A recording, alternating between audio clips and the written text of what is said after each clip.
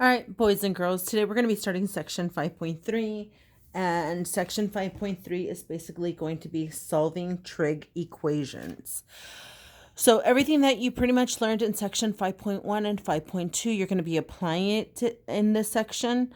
So, simplifying, rewriting, factoring, including some using your trig identities, of course. And some simple algebraic properties such as combining like terms and also you would need some of your index cards with the trig identities and of course your unit circle. And that's pretty much it, I think. So we're going to start off with something pretty easy. So here we're going to be solving this equation. And the goal is to isolate for your trig identity. Okay, so here we have 2 cosine of x minus 1 equals 0. So the first thing we have to do is add 1 to both sides. Again, the goal is to get your trig identity by itself. So then you end up with 2 cosine of x equals 1. And to isolate your trig identity, you're going to divide by 2 to both sides. And so now you're left with cosine of x equals 1/2. Okay. Now, that's just you isolating your trig identity. That's not necessarily solving. Okay. Now, to solve, we're going to be solving for x.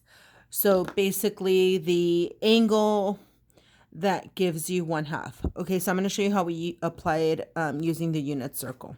Okay, I like the unit circle versus a calculator because we have this. It's easy to visually see it, and we did it. Might as well get a lot of use out of it. Okay, so remember, cosine is going to be your x value. So you're basically going to look at the unit circle at the x value to see where it's going to give you 1/2. Okay.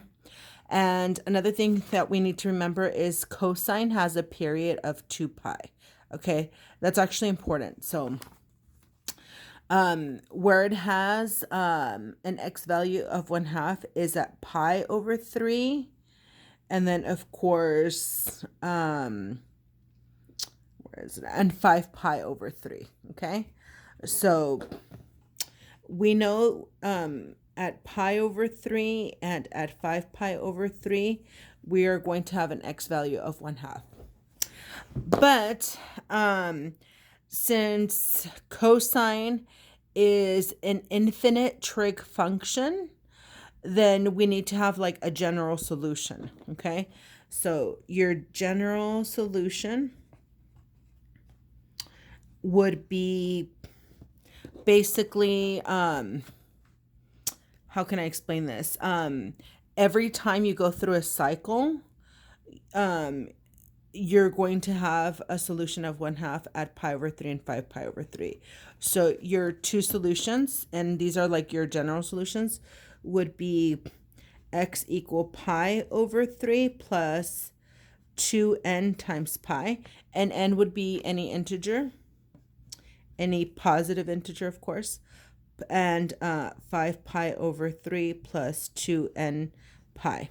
And the reason why we're multiplying 2n pi is because per every cycle, that's when you're going to have a solution. Okay, so every time a cycle occurs, you would have 1/2 at these 2 points. Okay, so basically those would be your increments. Okay, all right, and that's pretty much it.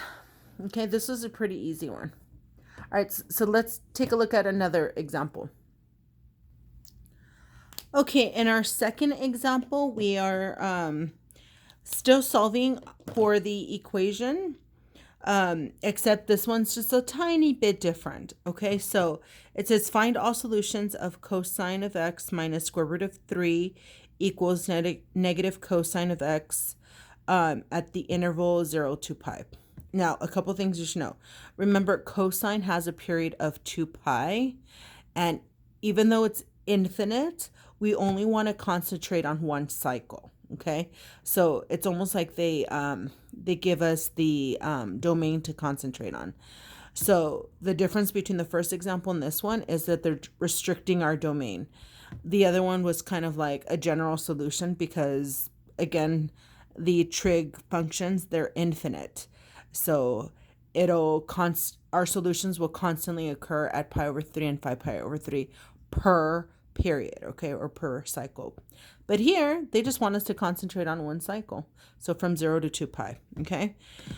So, okay, in order to solve an equation, you always want to isolate your trig identity. So you want to make sure it's always equal to 0, okay? So the first thing I'm going to do is I'm going to add cosine of x to both sides, okay?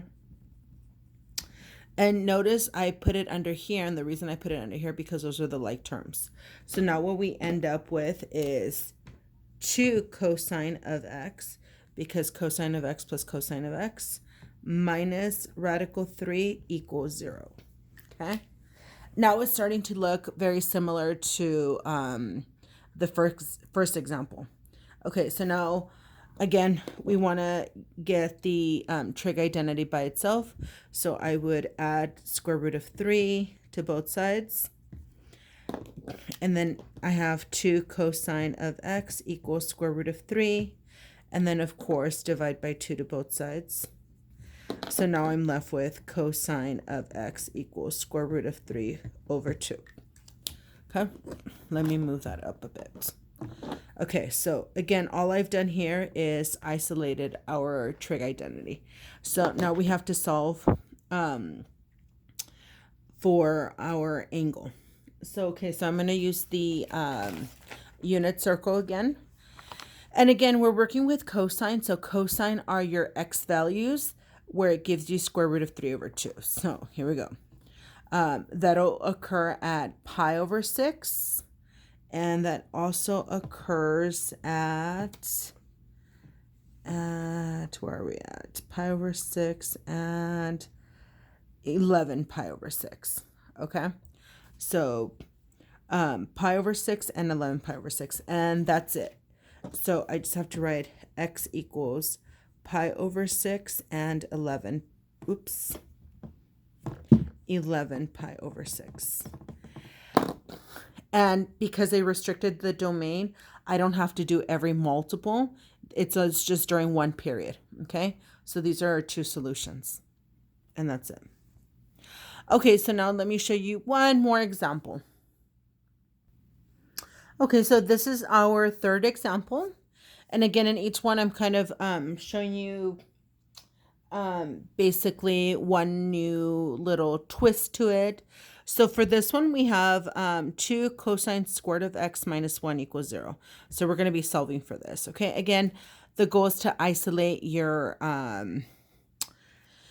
trig identity. Okay, so the very first thing, we're going to be adding 1 to both sides. And then we're left with 2 cosine squared of x equals 1. And then, of course, divide by 2. And then we're left with cosine squared of x equals 1/2. But we don't want to solve for cosine squared x. So the next thing is to square root both sides. Okay.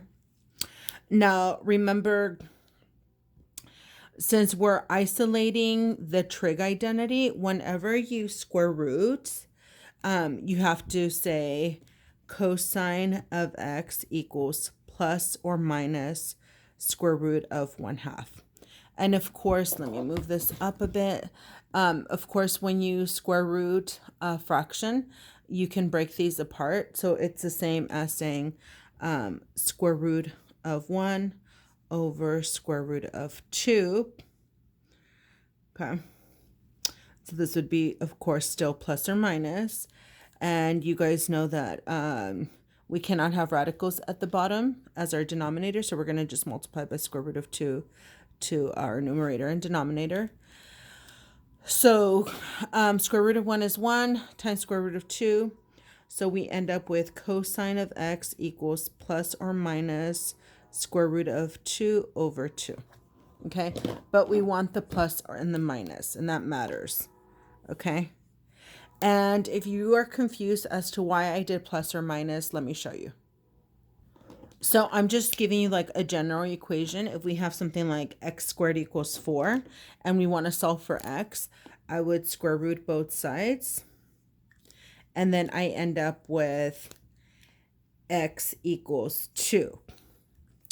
But technically, what could our x be? What x can I square to give me 4? Is x can be positive 2, but it should also be negative 2, because when I square negative 2, it'll still give me 4. So technically, when you do that, that's when I said you have to apply the plus or minus, okay? Because remember, 2 squared gives you 4, but so does negative 2 squared gives you 4, okay? And again, this is just an algebraic property, and that's why we applied that plus or minus, okay? Okay, so now let's use the unit circle to figure out what our angle is. So again, we're working with cosine, so that means we're looking for our x value. And just to remind you, whoops, did I do this right? Yeah, I did. Sorry. Square root of 2 over 2 will occur at pi over 4. It'll also occur at 3 pi over 4. It will also occur at 5 pi over 4. And it will also occur at, where is it at? And at 7 pi over 4, sorry. So it occurs at those 4. Now, do we have to write all 4? Technically, no, and I'll show you why. Now, remember that they didn't restrict our domain, and cosine is an infinite, it's an infinite trig function, right? So once again, it'll occur at every period. It occurs 4 times, okay? So let me show you what the general solution looks like. So we know that at these 4 angles, it'll give you positive square root over 2, negative square root over 2, positive, and negative. But I don't need to write all 4, okay? It's going to constantly occur. So to write my general solution, basically what I could do is say x equals pi over 4 plus n pi, and n equals 3 pi over 4 plus n pi.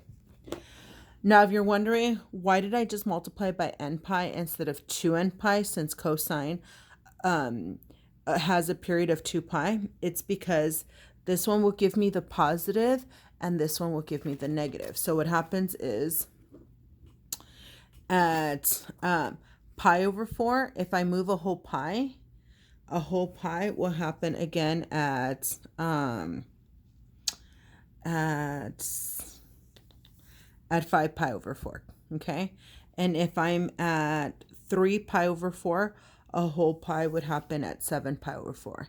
And because it's infinite, it'll just keep happening.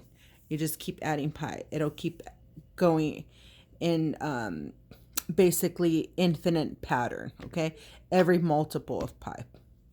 So we always want general solution. They didn't restrict our domain, okay?